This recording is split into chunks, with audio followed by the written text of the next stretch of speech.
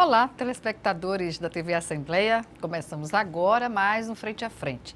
Nosso assunto hoje é economia. Vamos falar com a professora da Universidade Federal de Alagoas, Ana Célia Prado, que é especializada em viabilidade econômica e financeira.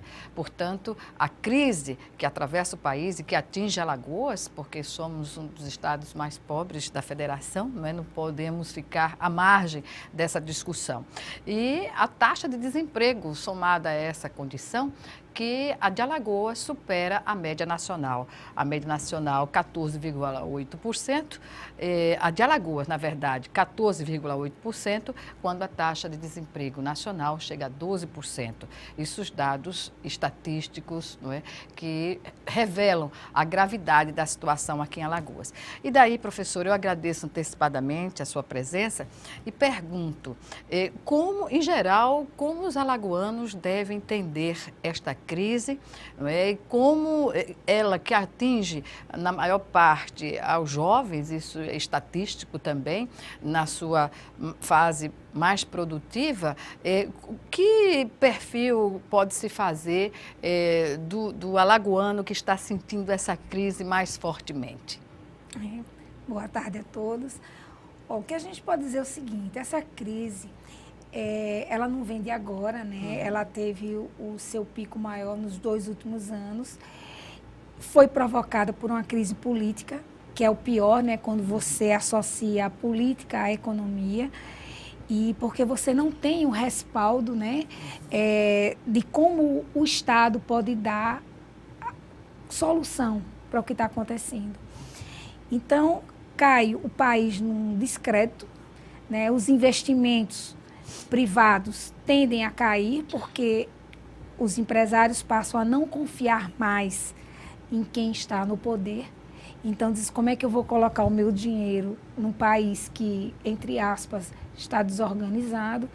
E aí vem a queda do emprego, a queda da produção e a queda das oportunidades de trabalho para os jovens que estão saindo. Então, uma das soluções para os jovens é partir para a qualificação. Então, quanto mais qualificado você tiver, mais chance você tem de arrumar um bom emprego. Então, a qualificação é muito importante. Outra saída também seria o empreendedorismo. Então, uma saída interessante para as pequenas empresas, né, que teve agora essa lei da terceirização. Isso é uma grande oportunidade para as pequenas empresas de prestarem serviços, né? Elas têm uma oneração menor, então elas tendem a ser mais competitivas, então elas podem também prestar serviço para as empresas de maior porte. Professora, a terceirização, não é aprovada agora recentemente na Câmara, vai ou não na contramão dessa solidez econômica tão necessária ao país e aos trabalhadores? Isso é uma questão que precisa ser muito bem amarrada. O projeto de terceirização é um projeto muito interessante, porque você parte do seguinte proposto. Se você tem um serviço que você não tem uma demanda muito grande, você pode muito bem terceirizar com outra empresa para realizar aquele negócio. E aí a empresa teria um custo menor e se tornaria mais competitiva. Mas, por outro lado, será que o trabalhador não vai perder? Né? Será que os benefícios sociais vão continuar sendo pagos por essa empresa que vai assumir a terceirização? Então, uma coisa que está sendo bastante discutida ainda no Congresso, e o Senado tem uma possível solução, seria o seguinte, que o trabalhador não perdesse nada, né? Essa empresa que fosse contratada por uma empresa maior, ela assumisse todas as obrigações trabalhistas. E também uma outra coisa interessante, elas seriam solidárias. Vamos supor, eu trabalho em uma empresa terceirizada que presta serviço a outra empresa. Se por acaso essa empresa que eu trabalho não honre com as obrigações sociais, a outra teria que honrar, seria solidária. Então, a ideia é muito interessante, é uma grande oportunidade para tornar o país mais competitivo, mas, por outro lado, o governo precisa amarrar muito bem a questão das obrigações sociais para que o trabalhador não venha a ser penalizado. Em vez de ser uma oportunidade, para ele seria uma penalidade. Então, isso não é interessante. Pois é, e a terceirização, da forma como foi aprovada, não é? Ela coloca as mesmas condições para o setor público como para o setor privado.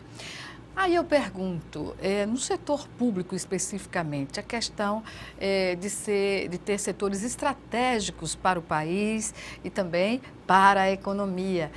O que dizer da terceirização no setor público em áreas estratégicas? Por exemplo, saúde, educação, segurança.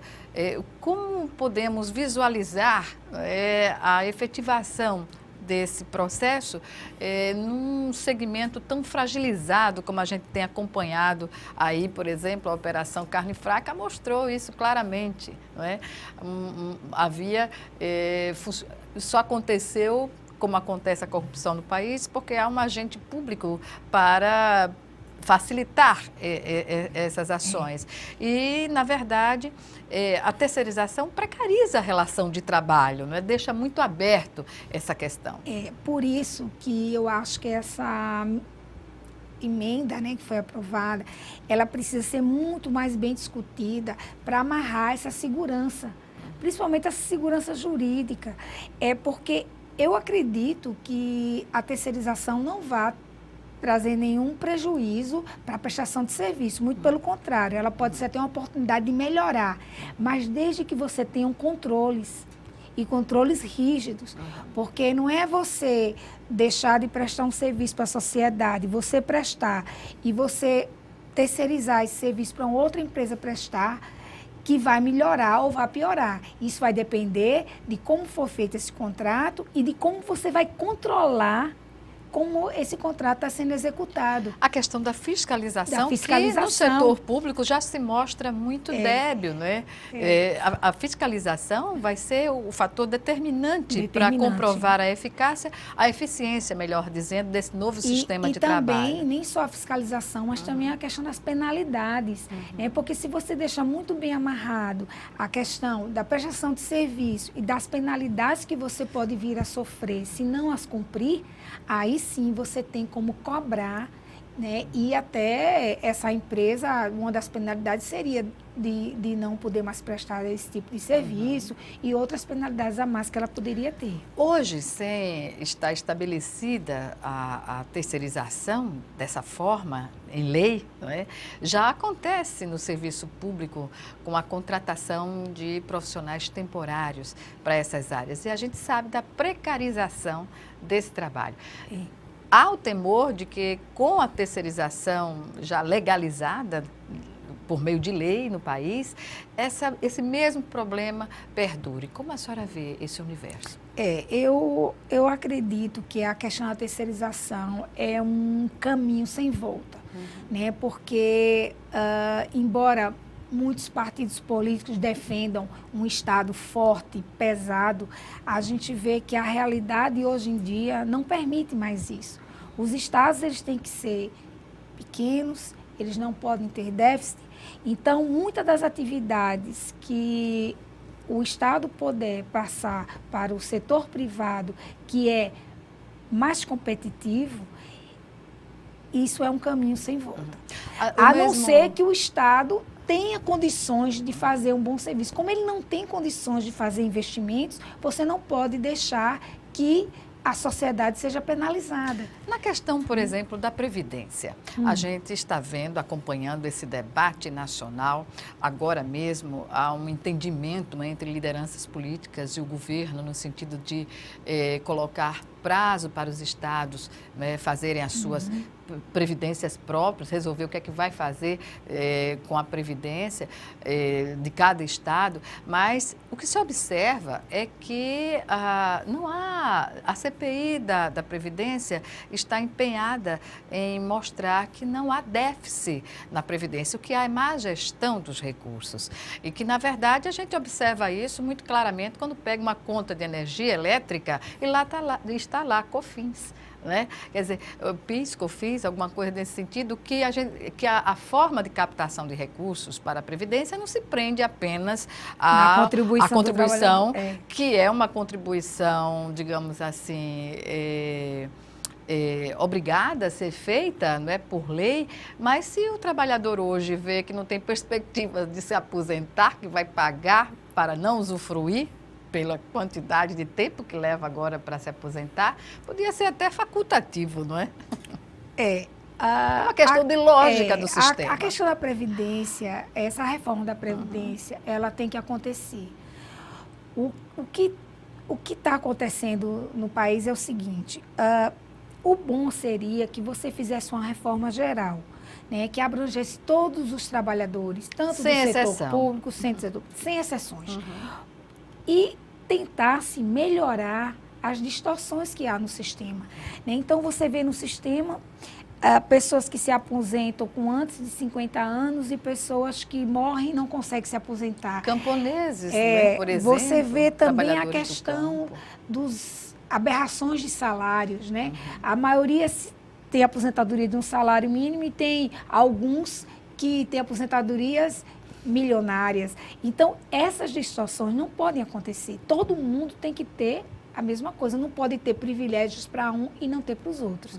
Agora, como a parte mais fraca dos trabalhadores vai terminar pagando a conta dos privilegiados. Então, eu acho que a reforma tem que ser ampla, geral, tem que ser muito bem discutida com a sociedade, não pode ser imposta da forma como estão querendo fazer, né?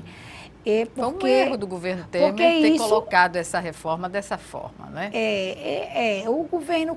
E agora, o pior que está acontecendo, ele jogou e agora está abrindo. Aí abre mão para um setor, abre mão para o outro, está pior ainda, porque fica uma coxa de retalhos que ninguém mais sabe agora quem está, quem não está, quem vai ser prejudicado, quem não vai. É como a senhora disse, as organizações de algumas categorias de trabalhadores, né, a depender do nível da organização e da força que exerce no Congresso, vai conseguir sair meio ileso dessa reforma, que ela não vai ser ampla, geral e restrita, como a senhora e todos nós desejaríamos que fosse. E aí não vai resolver o problema, porque aí você resolve uma parte do problema e vai ficar outra parte para ser resolvida. Então, o que seria ideal seria aprovar uma reforma realmente que fosse adequada, né, e justa para todas as classes, mas que ninguém tivesse privilégio. Porque o que acontece é que o trabalhador diz, poxa, só eu que vou pagar a conta, e por que os outros também não vão pagar a conta, né? Então, é uma coisa que tem que ser muito bem discutida, né? O governo tentou avançar muito no lado político, mas também está meio que desacreditado por já ter vindo de um outro governo que não deu certo, né, que a população não quis mais. Governo. É parte. Então, fica aquele discreto, ele não quer ser malvado com uns, bonzinho com outros, então fica uma coisa que as pessoas ficam sem entender realmente o que está acontecendo. Isso é muito ruim. A senhora acredita que haverá fôlego para o governo enfrentar a insatisfação popular dessas medidas antipopulares às vésperas, digamos assim, de uma eleição? 2018 vai ser um ano eleitoral, né? Isso é muito complicado, né? Porque isso vai influir também na economia e vai continuar até as eleições, provavelmente. Uma coisa que atrapalha muito as questões técnicas e econômicas é a questão política. A ingerência política. A ingerência, né? Então, vamos ser bonzinho com fulano, porque fulano precisa se reeleger, não vamos ser malvado com fulano, então isso é muito ruim. A reforma tem que ser técnica, a reforma tem que ter embasamento das finanças, realmente como está a Previdência. Uns dizem que é deficitária, outros dizem que não é superavitária. O que realmente fazer um diagnóstico e fazer com todos. Agora, se ele vai ter fôlego para levar isso à frente, acredito que não. Porque uma reforma ampla, ele teria que ter um apoio político muito grande. E muitos políticos vão dizer, eu sei que precisa ser feito, mas esse ano não, porque eu não posso né, sair feio de na encontro foto, às né, minhas bases. Né? Exatamente. Exatamente. Professora, nós vamos chamar agora o nosso primeiro intervalo. Frente a Frente volta já, em 1 minuto.